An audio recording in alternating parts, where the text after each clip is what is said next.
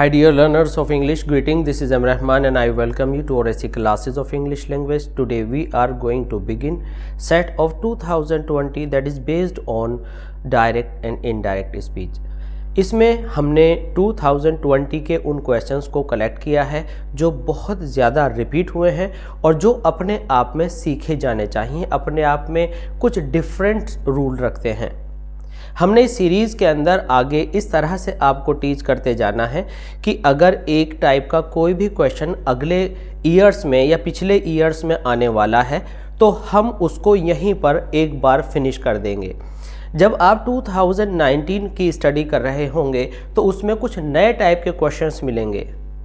The mean to से is कि आपको हर तरह का एक एक एग्जाम्पल सेलेक्टेड बोर्ड क्वेश्चन से हमने आपको यहाँ वीडियो में सिखा देना है ताकि आप हर एग्जाम्पल को बार बार प्रैक्टिस करके और उस पर खूब अच्छे से अभ्यास करके आप उसमें एक्सपर्ट हो सकते हैं। तो अभी तक भी अगर आपने हमारा चैनल सब्सक्राइब नहीं किया है तो सब्सक्राइब कीजिए, लाइक कीजिए एंड शेयर कीजिए और कमेंट सेक्शन के थ्रू अपनी प्रॉब्लम्स को हमसे शेयर करते रहिए। हम सभी प्रॉब्लम्स पर काम करेंगे। आइए शुरू करते हैं। पहला सेंटेंस है the captain said bravo you have performed well. तो यहाँ पर जब आपको वर्ड ब्रेवो मिल जाए तो ब्रेवो के लिए आपको एक स्पेशल एक्सप्रेशन को ध्यान में रखना होता है। इनको हम वेरियस कलर्स में आपको दिखाएंगे। आप कहेंगे द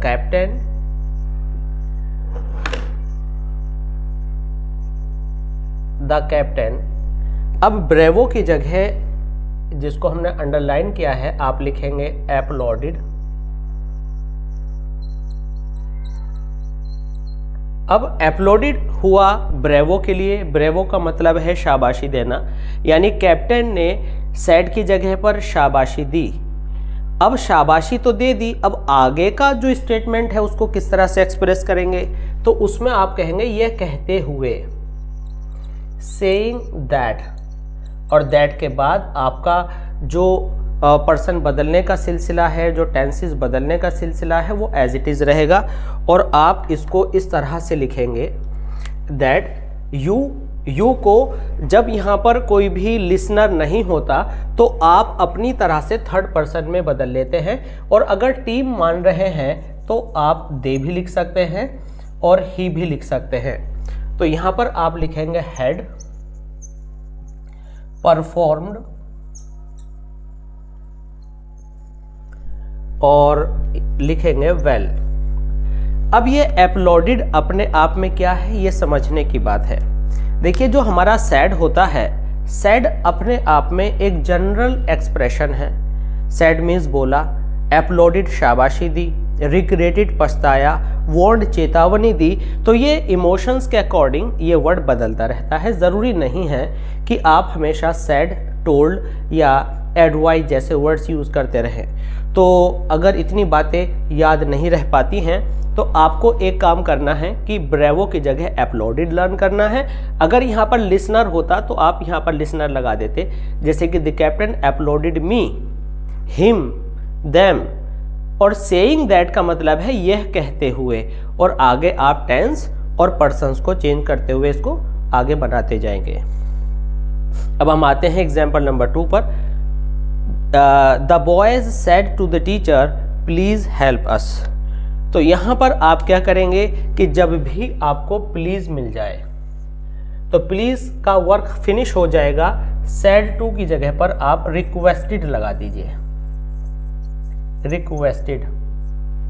रिक्वेस्टेड से पहले द बॉयज जो आपका स्पीकर है वो एज इट इज रहेगा। Requested the teacher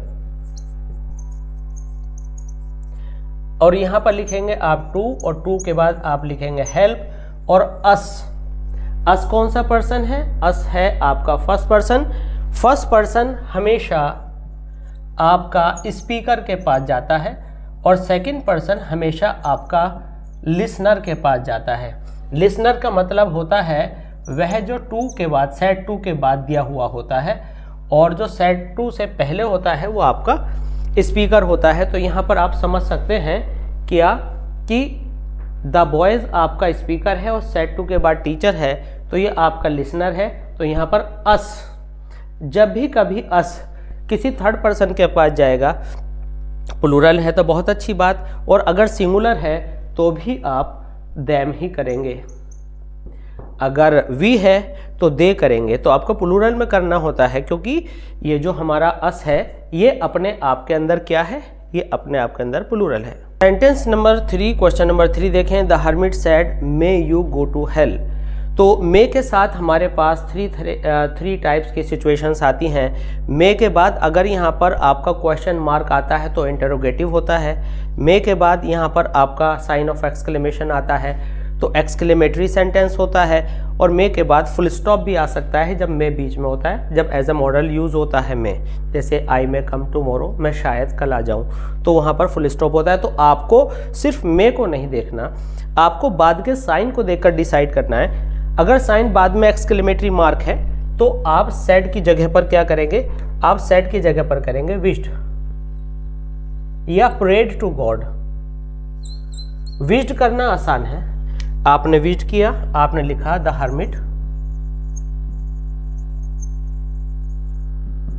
hermit wished, और नॉर्मली आगे जैसा आप बनाते थे that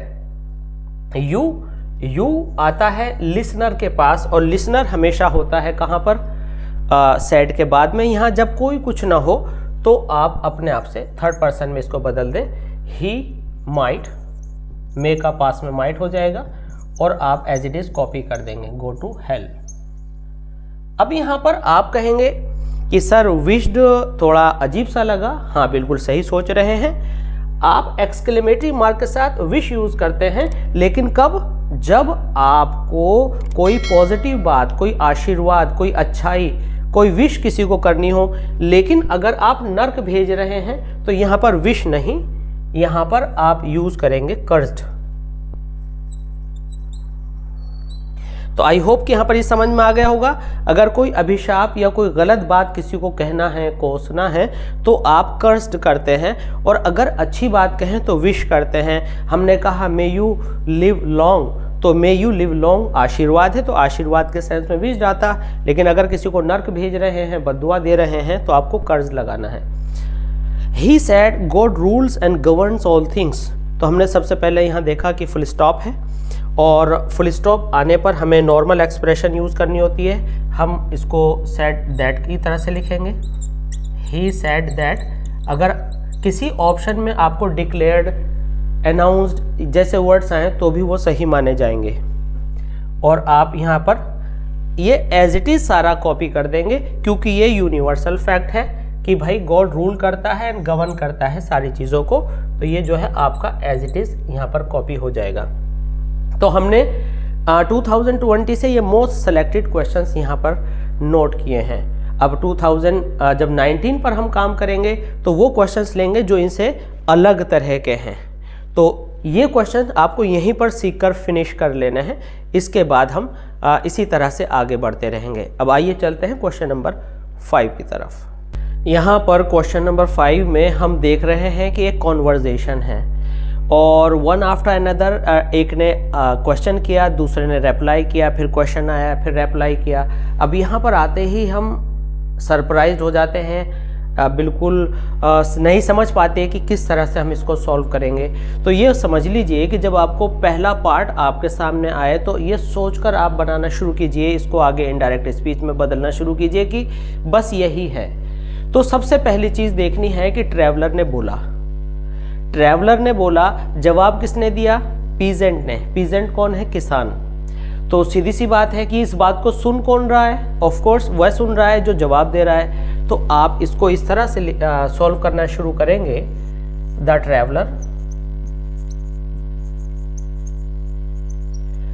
traveller asked the peasant. Peasant ने सुना था, पीजेंट ने सुना था, तो हमने पीजेंट को लिसनर पर डाल दिया, आज द पीजेंट, और यहां पर आप लगाएंगे इफ, और इफ के बाद आप इसको आगे बढ़ाएंगे। जब भी आपका इफ या क्वेश्चन वर्ड आता है तो आप हमेशा सब्जेक्ट पहले रखते हैं। यू जाएगा लिसनर के पास, लिसनर है पीजेंट, पीजेंट में ही और शी का नहीं पता चल रहा है, जब आपको जेंडर का नॉलेज ना हो तो आप अपने आप से ही कर सकते हैं थर्ड पर्सन में। इफ़ ही कुड, कैन का पास में कुड हो जाएगा।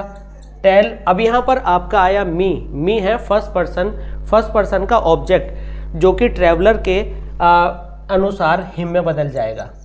अगर आपको पर्सन बदलने में परेशानी है तो कमेंट सेक्शन में आप लिख सकते हैं कि सर हम पर्सन बदलना सीखना चाहते हैं। हिम और आगे सारा कॉपी कर दीजिए। The way to the nearest इन।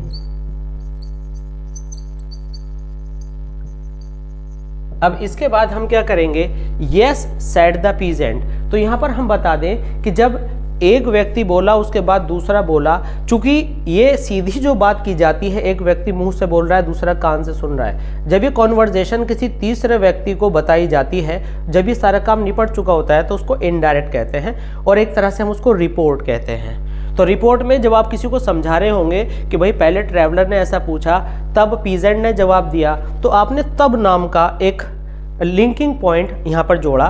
तो इसी तरह से आप यहाँ भी एक अपने पास से लिख सकते हैं कि इस बात पर, एट दिस क्या होगा कि इस वाले डायलॉग को इससे कनेक्ट करने का काम करेगा और आप कहेंगे at this the peasant replied,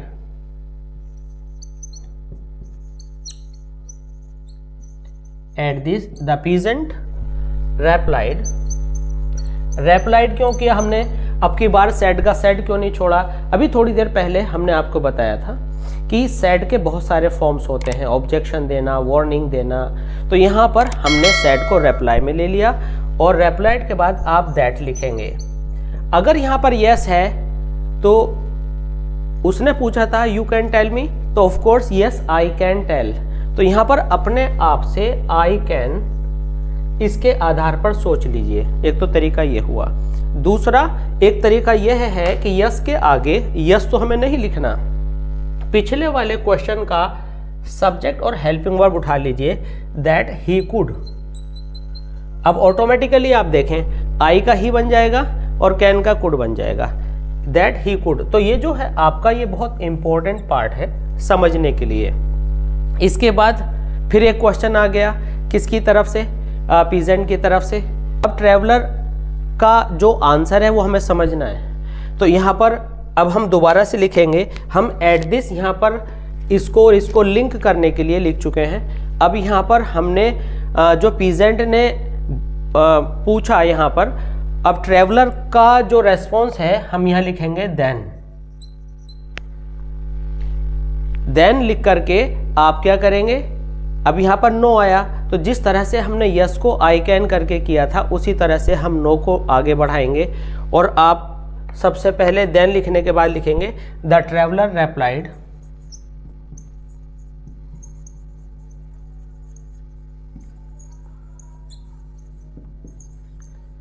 the traveller replied.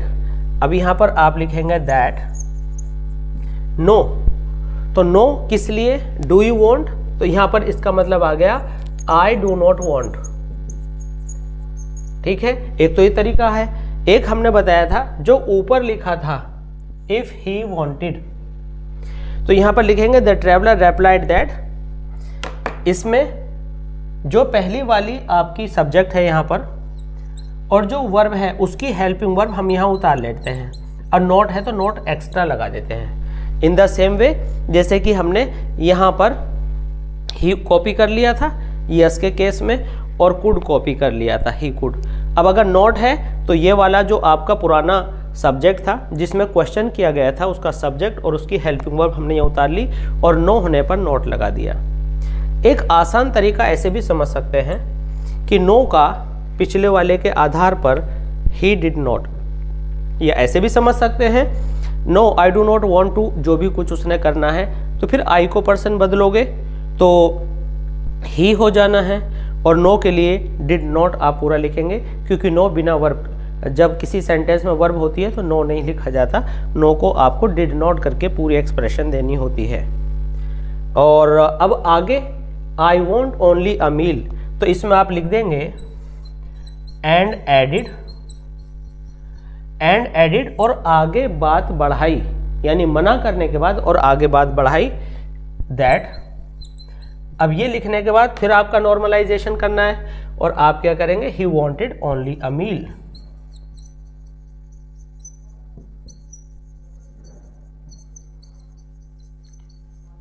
He wanted only a meal. तो इस तरह से जो सारी कॉन्वर्जेशन थी, ये जो डायलॉग्स थे, इनको सबको आपने इंटीग्रेट करके एक साथ एक पैराग्राफ में लिख दिया, तो ये आपकी क्या बन गई, रिपोर्ट बन गई। अब आते हैं कुछ दूसरे क्वेश्चंस की तरफ। The boy said to the principal, thank you sir, your advice will certainly guide me. तो अब यहाँ पर जो थैंक यू सर आया, अभी पिछली बात को याद कीजिए, हमने आपको बताया था क्या कि अगर हमारा जो सैड है उसको डेफिनेट एक्सप्रेशंस में हम चेंज कर लेते हैं, जैसे वांट बताया, ठीक है आपको, तो यहाँ थैंक यू को हम थैंक्ड में कर लेंगे, जैसे सॉरी को बेग्ड पार्डन में कर लेते हैं, वांट में कर लेते हैं, ठीक है। वांट का एग्जाम्पल देकर हमने कई बार ये बात आपको बताई है। तो the boy,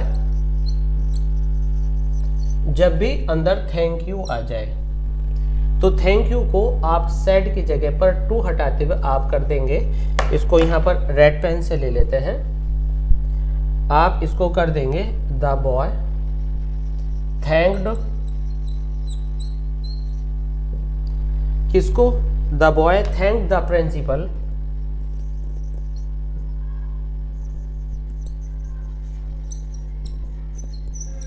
thanked the principal. अब यहाँ पर जो थैंक्ड है यह है इसके लिए, यू की कोई ज़रूरत नहीं है। The boy thank the principal. अब यहाँ पर है सर, सर के लिए आप लगाएंगे रेस्पेक्टफुली। अब ये सर की जगह मैम भी हो सकता था, रेस्पेक्टफुली।